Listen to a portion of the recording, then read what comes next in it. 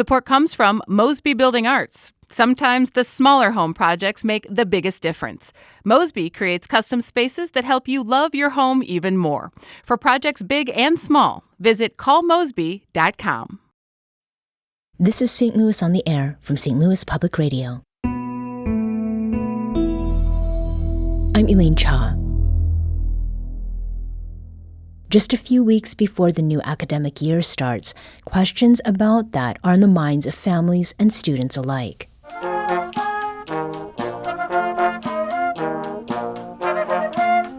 Say McKinley!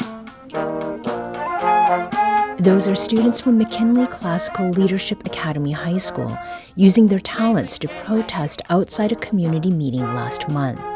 Their audience was the superintendent of St. Louis Public Schools, who met with parents and other officials to discuss plans to close between 15 and 22 schools. McKinley might be one of them. That uncertainty is raising the pressure of students and families.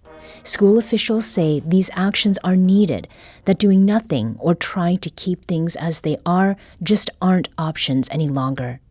Similar questions face school leaders in some North St. Louis County school districts, and it has them considering consolidation.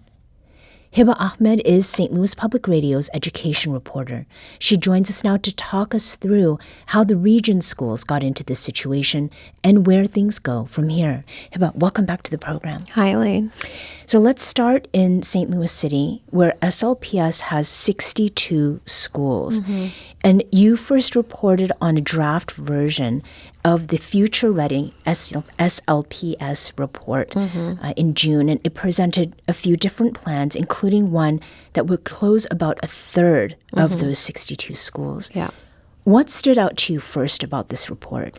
Yeah, I mean, I think to me, the biggest thing was that this is the most concrete plan that we've seen from the district in years. So, school closures are not new to St. Louis City or to the region. And really, it's happening all across the nation, right? A lot of school districts are seeing their enrollment decline because of these bigger demographic changes that we're seeing across the country. Birth rates are down, death rates are equaling out with those birth rates. So districts are often planning 5-10 years into the future. And when they were looking at their numbers, they were like, wait a second, we have less students coming in. And so what does that mean for our facilities, especially in a place like St. Louis that has 62 schools for just one school district, right? Almost 100 schools across the city when we take into charters, private, and other types of schools that are available to families. So some of the things that stood out to me about this draft proposal, that there are 3 models, and they start to introduce a different type of school, which is that would be a pre-K through 8 school, which there are a couple in the district that are around right now, but this would basically consolidate a bunch of elementary schools and middle schools into one building. And I think the other really big change to me that really jumped out to me was that this is the district's way of sunsetting its historic magnet school program.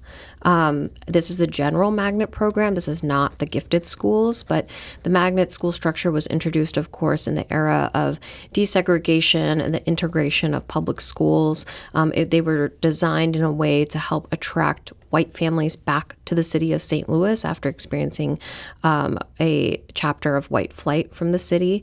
As we've seen, the magnet schools have in large part kind of been spread out all across the city. I think St. Louis tried to basically offer a ton of options to families to be able to attract as many families to the city's public school system. But now the district is in a place where they just have way too many schools and just not enough students to fill them. Mm-hmm. We'd like to invite you to join this conversation about potential closures of schools in the SLPS district. If you are a parent or student, how are you preparing for these changes? Give us a call with a question or comment at 314-382-8255. That's 314-382-TALK.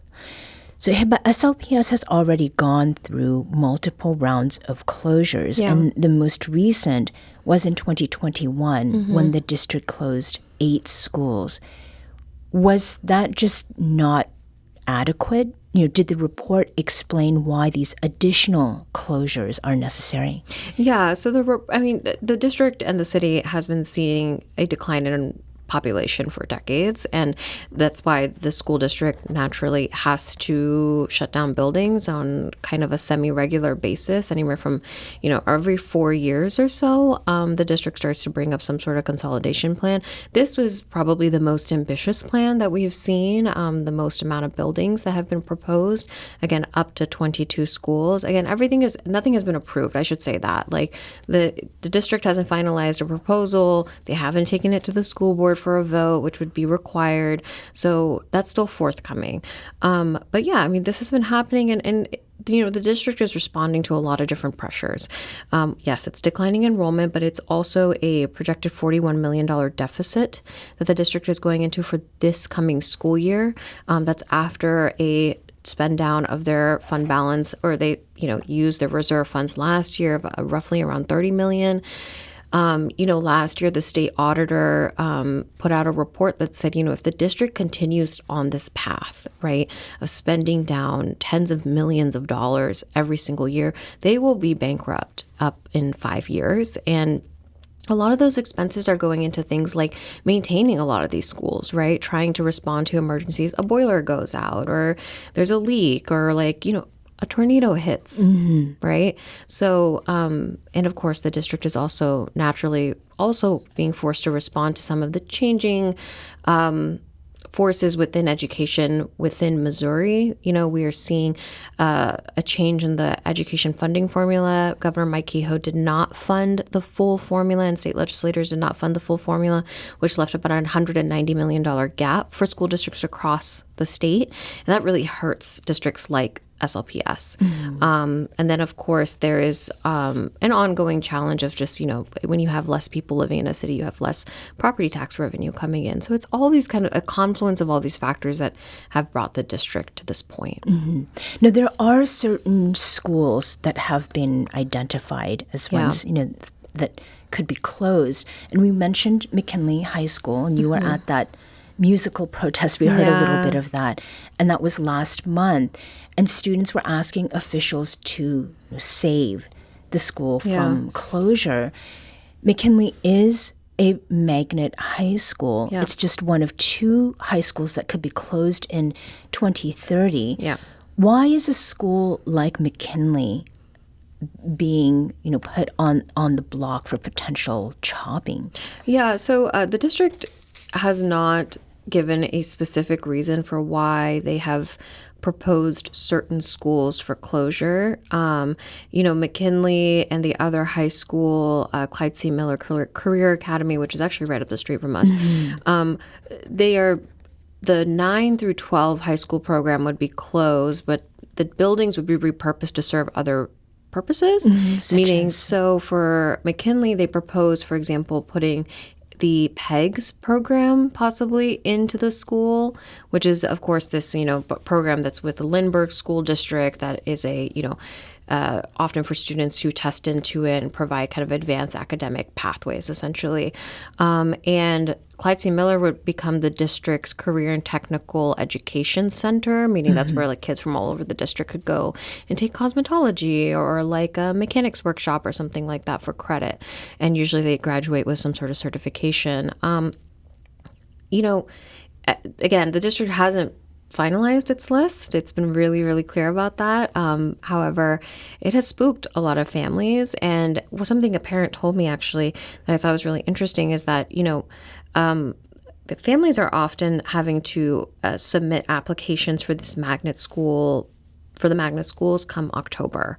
So even though McKinley is not being phased out until 2030, people are already sharing within parent Facebook groups, hey, McKinley is not going to be an option for you, right? Even though it's still not being we don't have a final decision yet about whether McKinley is going to close or open or what the district is going to do. So it's just one of those things where it's right now we're in this holding period until the district brings forward a final proposal and the school board votes on it. But parents have to make decisions pretty soon. Yes. Pretty far in advance. Yeah. Did you notice any difference in what students and parents were saying? Were they pretty much on the same wavelength Yeah. as to why they want schools not to be closed? Yeah, I think I heard confusion from both parents and students. I think students, especially from McKinley, they're really passionate about the programs that are at that school. In large part, they have a fantastic band, an award-winning band program. But I think the students, they were able to speak more from their personal experience, that they really enjoyed attending the school and generally are happy, so they don't completely understand why the closure is happening, as their parents have said the same thing. And again, the district hasn't really provided an answer at this point. We're going to take a very quick break here, but we'll be back shortly to continue this conversation about potential school closings for St. Louis Public Schools, and hopefully we'll also get to what is happening in St. Louis County and some of the districts there. This is St. Louis on the Air on St. Louis Public Radio.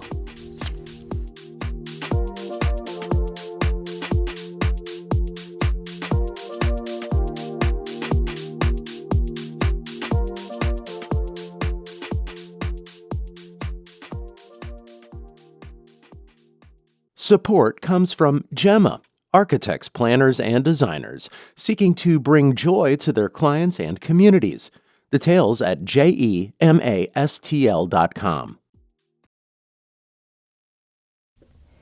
Welcome back.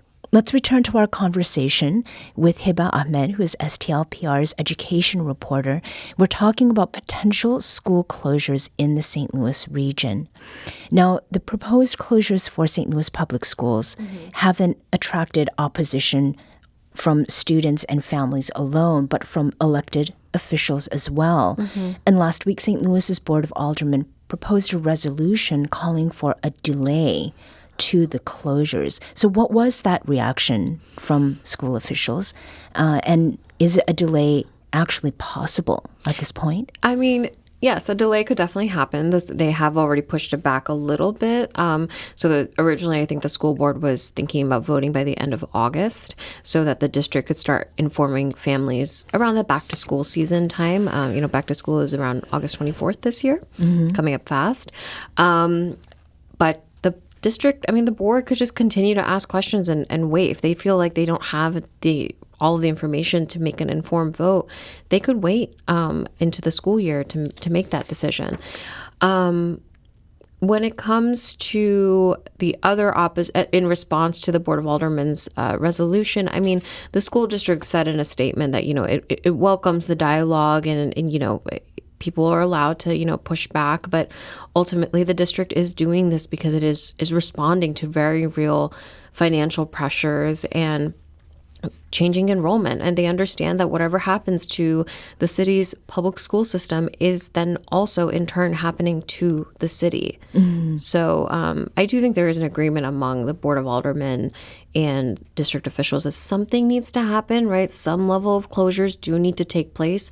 How they go about it and then what becomes of those closed schools is definitely are open questions. We've talked in the past about transportation, which has been a challenge for St. Louis schools. So the district is spending about $35 million a year on more than 200 bus routes. And Hiba, you reported that the district sees those numbers as unsustainable. Yeah. Why is that? Dr. Berry wants to, who is the superintendent of St. Louis Public Schools, Dr. Myra Berry, wants to cut that transportation budget in half. They just say that it's just too expensive. Their two biggest pots of money of expenditures right now for the district is transportation, and the other is staff salaries and benefits. And she's like, those are where the cuts have to come from if we're really going to straighten our ship as a district. Just to remind listeners that the reason why transportation is so expensive in the city is because they are busing students from all over the city to all over the city, meaning you could be a student that lives in the north side and gets bused to a South City school, and you might be on that bus you might be the only kid on that bus because the district is currently providing transportation for all students and all families who opt into it. So I believe the number was roughly anywhere from 7,500 to 8,500 students last year. They have this new partnership with Zoom, which is their main bus provider now. The district also pays a lot of money to bus students or transport students rather, who are experiencing housing instability. The district estimates anywhere from, about a fourth of its student population is dealing with that. So they could be living anywhere in the city, but are registered in a different school, and they need to pay for that kid to get there. Is that a practice that's common in other cities? Yeah. Like to bus them anywhere? I think it has been traditionally, because the idea is that it's the public education, it's the public school system. We're charged with, providing all students with equitable access to a fair and free public education. It's very expensive to do that. So urban districts in particular often have turned to relying on other methods of transportation, including maybe teaming up with other school systems within their city boundaries to, kind of get all kids on the buses. A lot of schools will also pay for public transportation, like passes, like school bus passes or metro passes for the students. And that is part of the proposed changes, right? Yes, correct. Yeah. So the next steps as far as the closures go, August 24th is the first day of school. You mentioned that earlier. Yeah. The very next day, August 25th, is the meeting where the Board of Education is expected to vote on the final school closures proposal. What will you be watching for, Hiba, between now and that August 25th vote? Yeah, so actually the school board has, I think, pushed that vote back. August 25th will be when the school district presents its final proposal to the school board for consideration. And then as of right now, the school board is thinking about voting on it in early September. Again, that could all change, as it already has, right? But for next steps, the district is still holding, has its regular meetings for the upcoming month where they will continue to engage district officials about, next steps. What are they hearing from the community? And the district has said that they plan on adding additional community meetings to continue to inform all families of the fact that this is happening. There is definitely a concern among the greater community. It's definitely a question that I have, that does everybody know that these school closures are happening, or are they about to find out when they come back for the school year, right? That their kid's school just may not be here or may look different come next year. I have to ask, are there some families that are in favor of these school closures and some consolidation happening? I think that there is a general understanding that some sort of school closures do need to happen. Right? That there are just certain facts that are just undeniable. Enrollment is declining.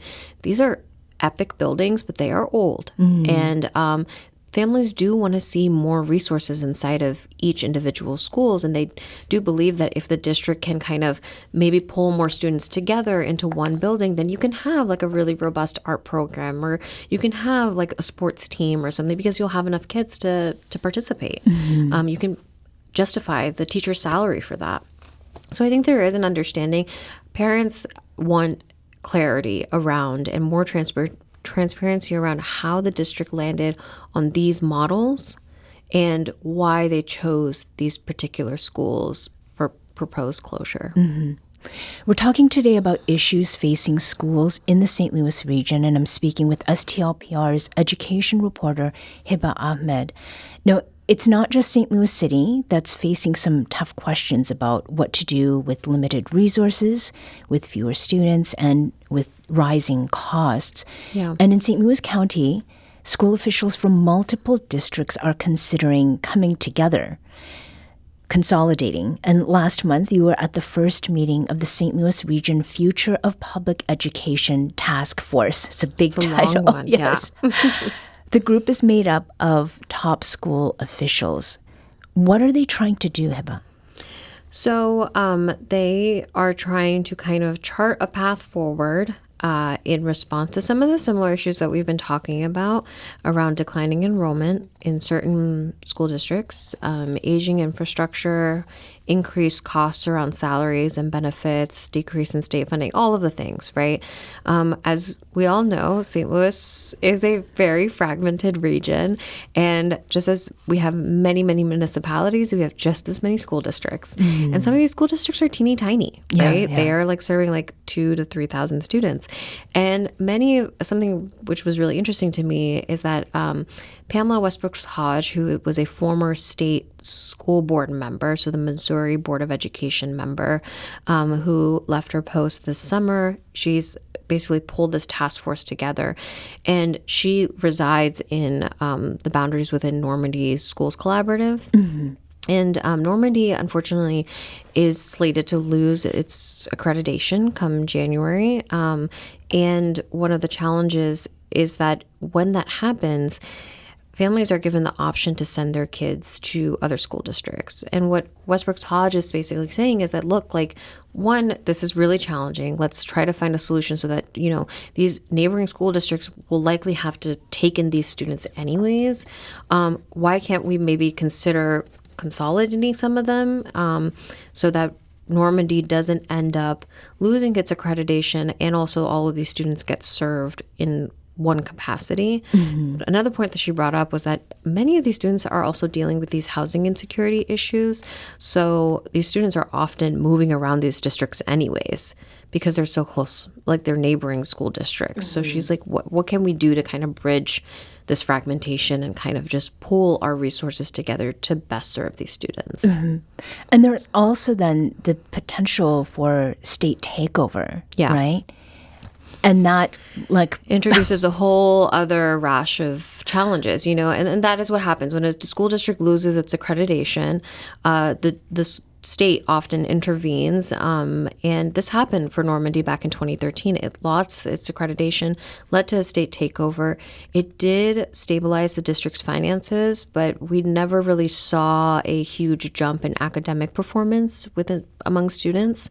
So I think the fear is just to not repeat that cycle. Mm-hmm.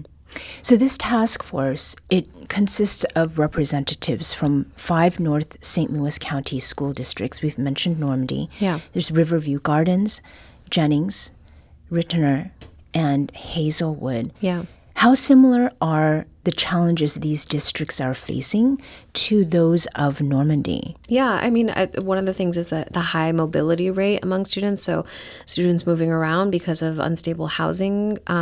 You have students who are across the socioeconomic spectrum. You have students who come from big families or small families, or you have parents who work, all hours of the day into the night. It's a lot of these kind of similar themes that we see across these North County school districts. And you also see one of the big challenges is that all of these districts are also losing funding from stateside, but also because of the senior tax freeze that went into effect in St. Louis County on property taxes. So, the cost of maintaining a school district has only continued to rise. But if that property tax revenue starts to just stabilize or just even decline, that's a huge hit to public entities, especially public school districts. And, I spoke with the superintendent of Riverview Gardens where she was like, hey, look, like my school district is small and we are a property thin, because we have folks who are elderly, who've owned their homes for decades. They no longer have to pay property taxes. So that's our community, and we have to kind of respond to that. Yeah. And briefly, what are the other options that are being discussed there? So I think it's either a consolidation beginning next school year. It could be a phased consolidation, so over a set of years. There is a option just to focus on trying to figure out how to save Normandy. And the fourth option is let's just come up with a whole new plan. Mm-hmm. Everything is very much in the beginning stages. But this task force is planning to bring its proposal to the Missouri Department of Elementary and Secondary Education by December, which is when, they're going to be making their decisions around accreditation. Mm-hmm. Are you looking for parents to talk with? Of course, and always. How can they reach you? You can email me at hahmad@stlpr.org or get in touch with our station. I'm on Instagram. I'm always down to meet you guys for a coffee and just talk. All right, she's here for you. And that is Hiba Ahmad, St. Louis Public Radio's education reporter. You can read her latest coverage and what's coming of it at STLPR.org. Hiba, thank you so much for talking with us today. Thank you for having me.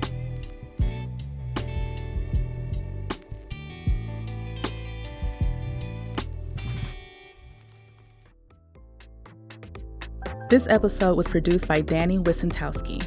Audio engineering and podcast design by Aaron Dorr. Our executive producer is Alex Hoyer. St. Louis on the Air is a production of St. Louis Public Radio. Understanding starts here. Do you find yourself regularly listening to episodes of St. Louis on the Air? Suggest us to a friend you think might enjoy our conversations, and leave us a review and rating on Apple Podcasts on the App Store. It's the simplest way to help people discover our show. Thank you. St. Louis Public Radio is a member-supported service of the University of Missouri St. Louis.